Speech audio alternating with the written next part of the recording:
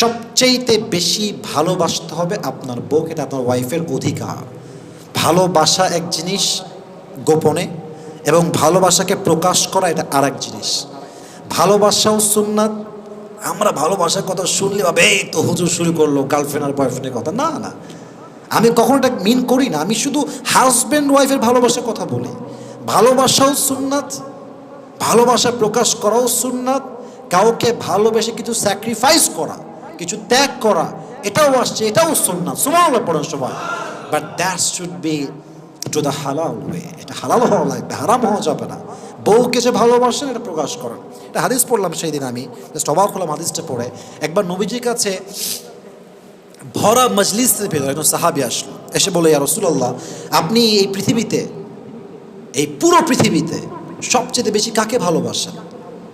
নবীজি সঙ্গে সঙ্গে বলছে, উহিব্বু আয়েশা আকতার, আমি আমার বউ আয়েশাকে সবচাইতে বেশি ভালোবাসি। এই কথা কখন বলেছেন? যখন আরব বিশ্বে বউকে ভালোবাসা সবচাইতে কাপুরুষতা মনে করা হতো। যে বউকে ভালোবাসে সেই কাপুরুষ, আরব বিশ্বে এটাই মনে করা হতো। সেই সময় নবীজি বলছেন, না না, আমি আমার বউরে সবচাইতে বেশি ভালোবাসি।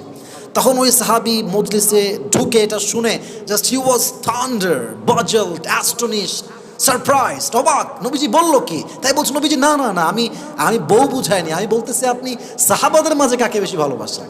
তাহলে বোঝা গেল বউকে ভালোবাসলেই শুধু হয় না, ভালোবাসাটা প্রকাশ করতে হয়। রাজি আছেন তো ইনশাআল্লাহ?